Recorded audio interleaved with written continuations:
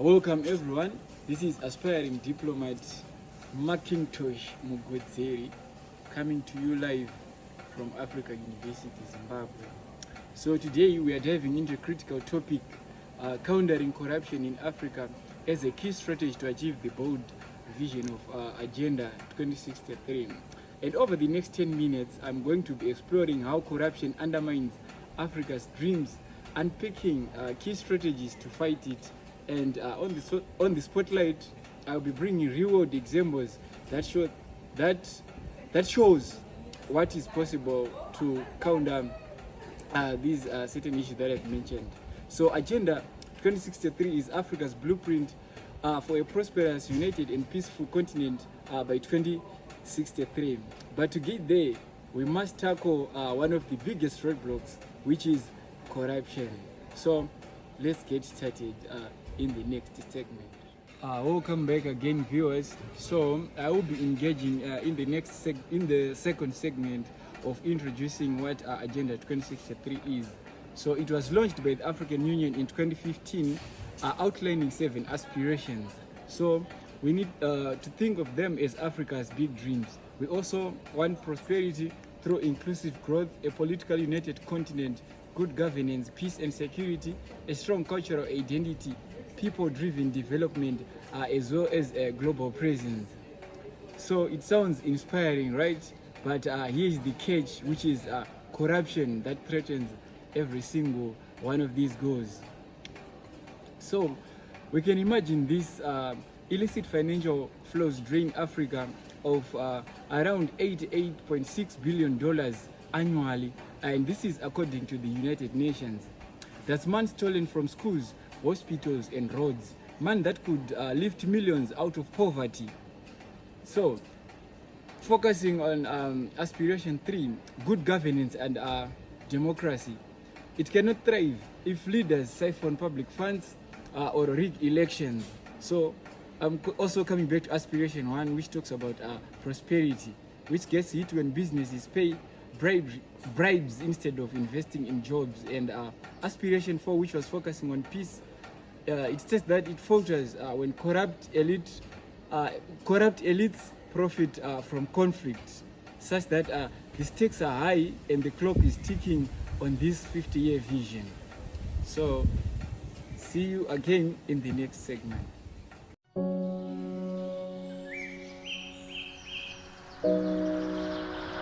Zola, do you ever think about what Africa would look like in the next 50 or 100 years?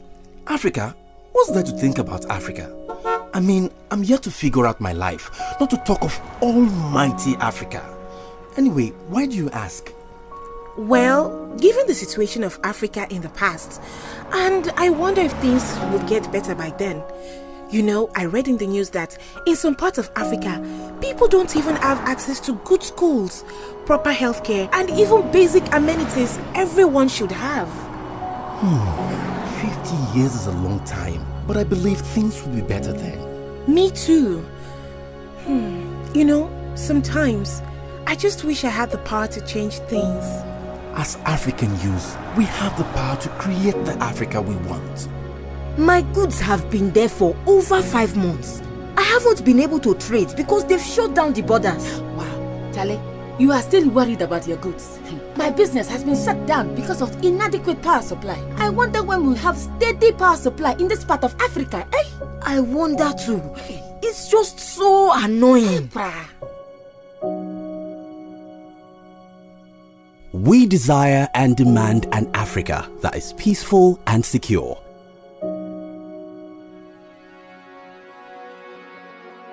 An Africa where young and old, men and women, girls and boys from all walks of life are united in their diversity.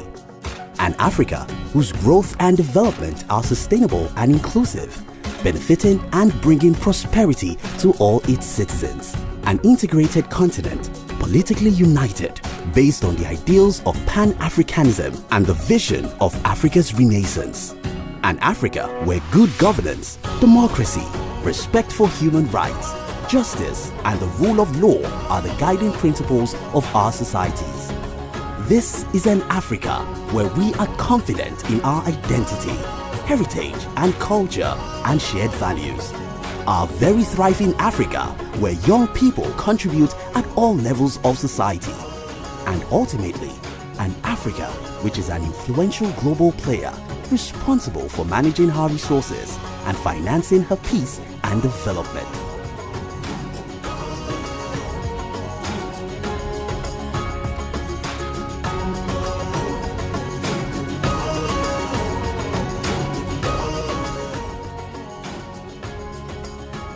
Let us unite to build the Africa we want.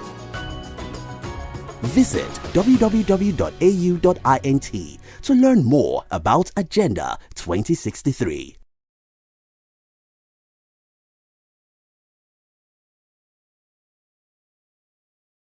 Transparency International is a global movement working in more than 100 countries around the world with a common mission: to stop corruption and promote transparency, accountability, and integrity. Our strategy, Together Against Corruption, captures our movement's collective ambition and the focus of our work until 2020. In the coming years, we want to translate the awareness we have already established about corruption as a problem into active rejection and prevention of corruption worldwide. To achieve this, we will prioritize 3 areas. First, we will work with people and partners to help them to denounce and confront corruption and to take action to demand accountability. We will foster strong partnerships within civil society, but also with government and business, so that partners and leaders in all sectors can join us to drive anti-corruption progress.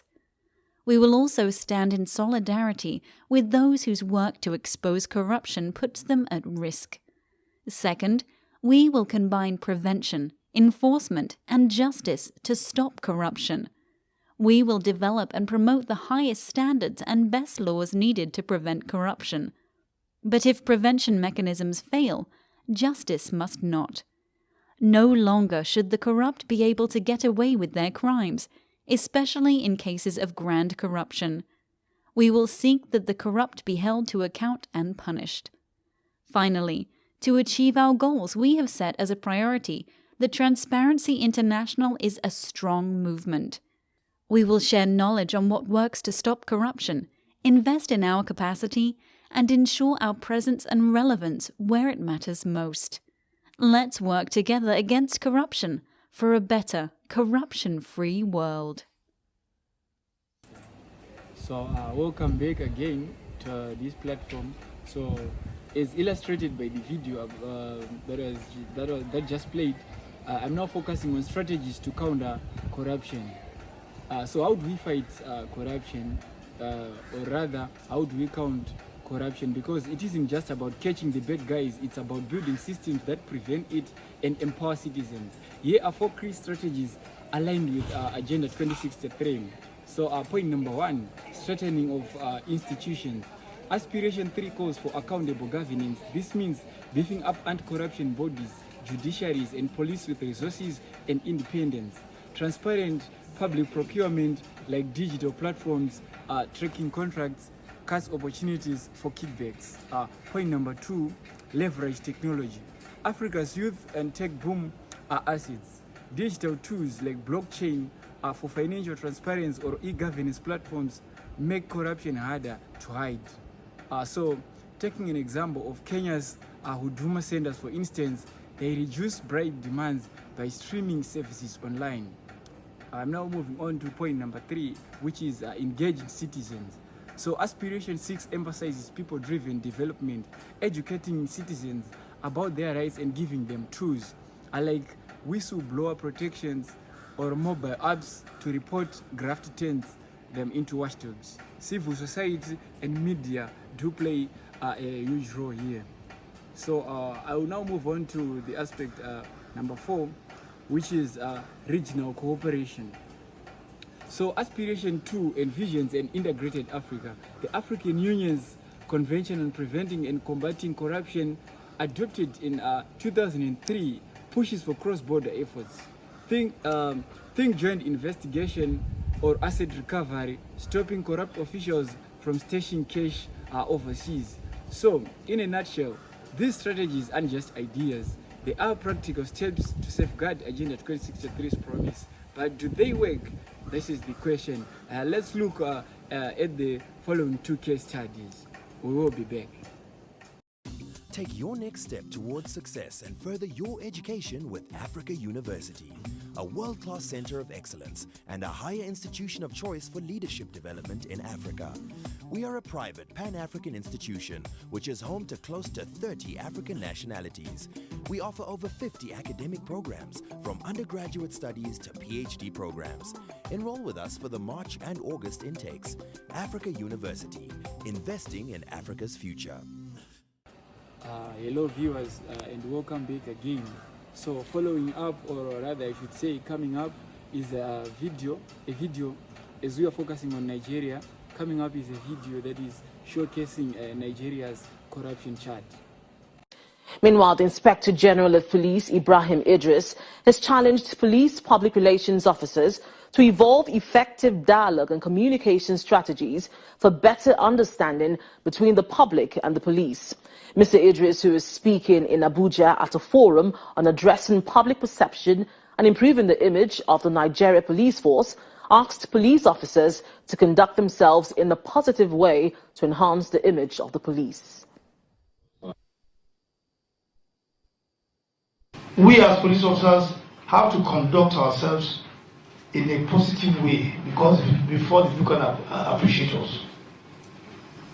But it's always important that if we keep quiet and we don't beat our drum, the negative aspects of what some few of us do will subsume the positive. It's just a human nature. You can be doing a good thing, but the day you do a wrong one, people don't even remember what you did in the past. And that's why you see we have to be beating our drum on a daily basis, on our performance. And this crisis is something that actually increases because of perceptions. And we call it duality of perceptions. You have the perceptions from the public about the police, and you have the perception from the police about the public. And this is what fuels a lot of crises, because the two sides have different perceptions about each other. For the government of UK and Nigeria, we've worked closely together for more than 20 years. We continue to support the Nigerian police force because they are our key ally. And as a Nigerian myself, I'm very proud to be working with the Nigerian police force. So, as shown by the video, as we are focusing on the case study of Nigeria's Economic and Financial Crimes Commissions, which is also known as the EFCC. So, Nigeria is a giant in Africa, but corruption has been a giant problem. Think billions lost to oil theft or political scandals. Under the EFCC, which was established in 2003 to tackle financial crimes. So since 2020, it stepped up big time. By 2024, the EFCC convicted over 2,847 cyber criminals and recovered assets worth millions of dollars. One standout case, in 2022, they nabbed a former official who had looted something like $2 billion in public funds, returning it to Nigeria's treasury. How did they do it? It was only owing to strong leadership, international partnerships like with Interpol, and tech-driven investigations that were tracking digital fraud. This aligns with Agenda 2063 calls for good governance and economic self-reliance. The results: more trust in institutions and funds redirected to development, but challenges remain. Political interference and underfunding still threaten the progress of combating corruption in Nigeria. Action. So, our second case study is focusing on South Africa. So, we are going to be showing a short video which is showing protesters during the judicial process of the Zondo Commission of Inquiry. We were also not comfortable with the press conference that has been called by the Deputy Chief Justice Zondo today, primarily because we know that the president of the country has not put forward in terms of what are the terms of reference, what is it that we are going to deal with. And we felt that as a movement, we need to be here and send a clear message on what, amongst other things, the State Capture Commission should focus on. And we are aware that the public protector, for example, was not informed of this press conference. The president of the country was not informed of this press conference. We asked the question, why the urgency to have this press conference? We say, as the Black Fist Land Fist movement, if we deal with corruption, let's be determined and let's be confident to deal with corruption in all its manifestations. And we cannot say we are investigating corruption in the country without looking into the conduct of white monopoly capital.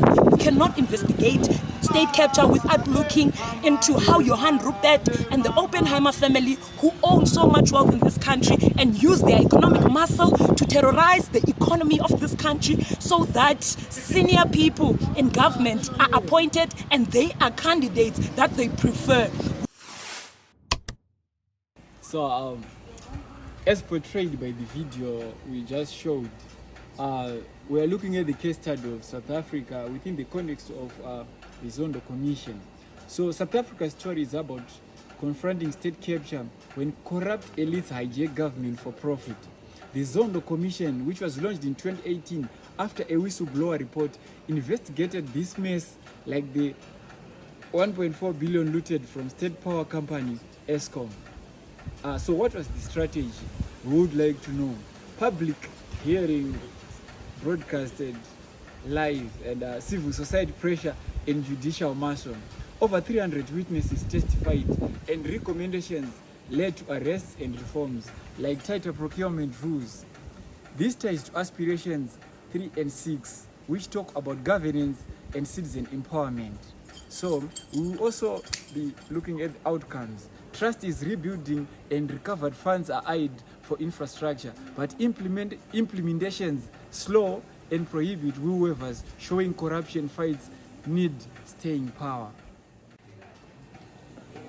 So as we were analyzing Africa's development agenda, which is Agenda 2063, the Africa we want, in conclusion, we have this takeaway, which states that corruption isn't invincible.